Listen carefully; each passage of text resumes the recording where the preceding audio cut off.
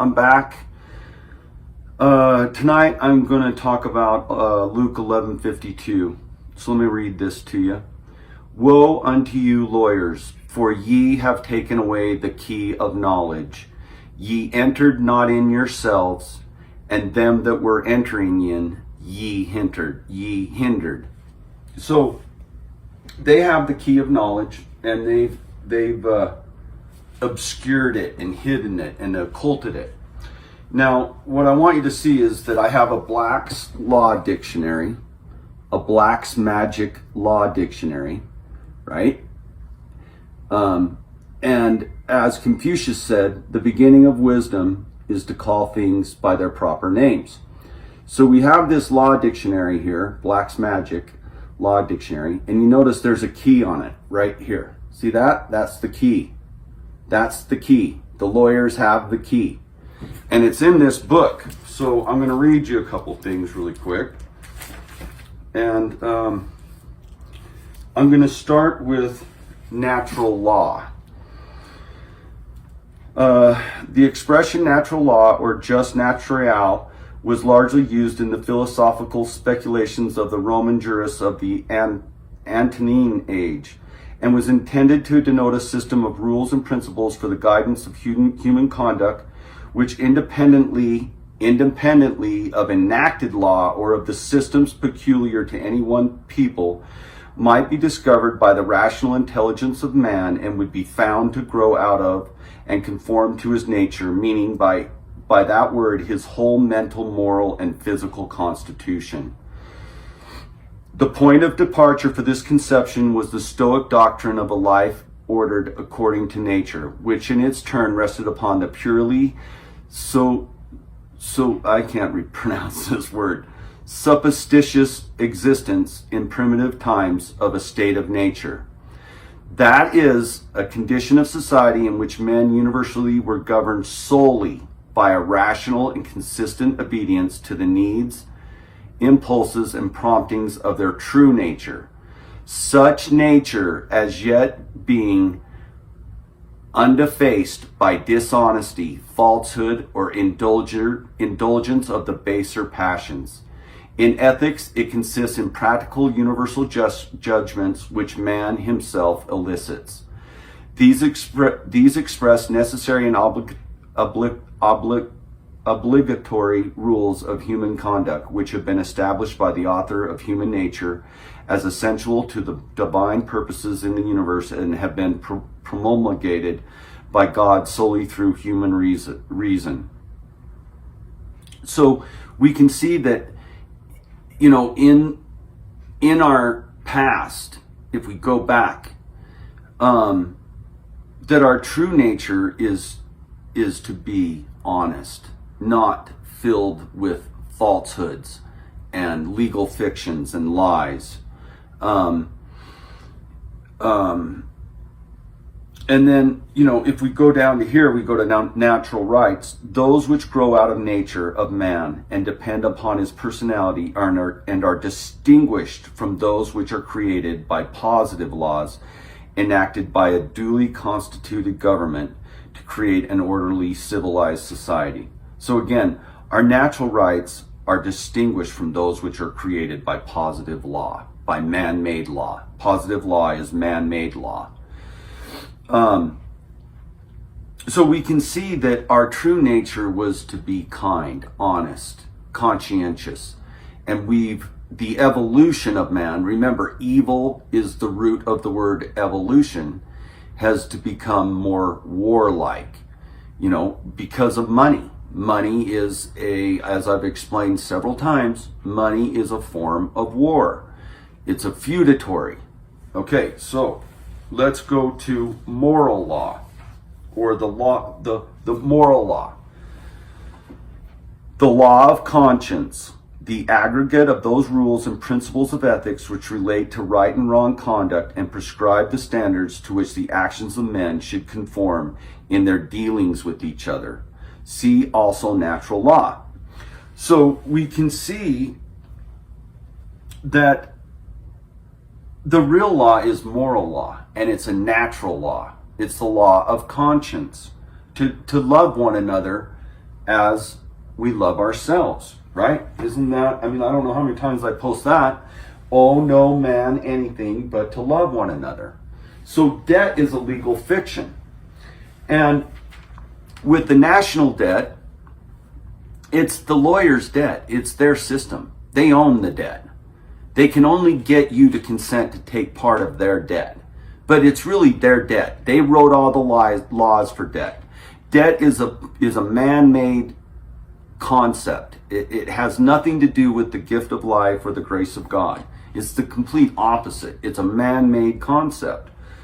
And so we have the Bible verse, owe no man anything but to love one another. Whoever loves one another has fulfilled the law. And that is the law of conscience. That's the key that the lawyers and the attorneys are hiding from you, as was stated in Luke 52. And we can see it on the cover of the Black's Magic Law Dictionary. See the key? Right there, that's the key. And the key that they're hiding is the law of conscience. Now, what I find interesting is, you know, I mentioned to you that, or this book mentioned to you that at one time, before we were defaced and ruined by money, we were actually conscientious people. We lived by moral ethics. And we can see that if we look at the Native Americans. Now, let me read you a couple of things here. So, first I want to read this thing. It said, to live the right life. And this is Tecumseh, who was a Shawnee Indian. So you live your life that the fear of death can never enter your heart. Now, that first sentence, so live your life that the fear of death can never enter your heart. That reminds me of what is it? There's a Bible verse, I can't remember which one it is, but it's, and free those who through their fear of death were held all their lives in bondage. So we can see that the Indians, the American Indians, they lived by these principles. So live your life that the fear of death can never enter your heart. Trouble no one about their religion. Respect others in their view and demand that they respect yours. Love your life, perfect your life, beautify all things in your life. Seek to make your life long and its purpose in the service of others. Prepare a noble death song for the day when you go over the great divide. Always give a word or a sign of salute when meeting or passing a friend or even a stranger.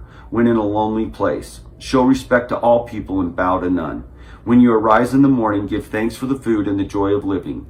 If you see no reason for giving thanks, the fault lies only in yourself. Abuse no one and nothing, for abuse turns the wise ones to fools and robs the spirit of its vision. When it comes your time to die, be not like those whose hearts are filled with fear of death, so that when their time comes, they weep and pray for a little more time to live their lives over again in a different way. Sing your death song and die like a hero going home. Tecumseh, Shawnee. Now, I also want to read you one more. Wolves and sheep. John Lawson, who traveled extensively among the southeastern tribes in the early 18th century, also dwelled on the integrity of native culture and took note of many traits such as cleanliness, equitable temperament, bravery, tribal loyalty, hospitality, and concern for the welfare of the group rather than the individual, that often seemed absent from English society. Like Catlin, Lawson concluded that the Indians of these regions were the freest people from heats and passions which possessed the Europeans. He lamented that contact with the settlers had vitiated what was best in Indian culture. Many other writers who did not covet the Indians' land or were not engaged in the exploit of Indian trade agreed that the concept of community, which colonial leaders cherished as an ideal but rarely achieved, was best reflected in North American by the natives. As Pierce has noted, the essential integrity of savage life for good and bad became increasingly the main concern of 18th century Americans writing on the Indian. So we can see that these people, they actually lived the principles that were taught in the New Testament. The white people that came over here didn't.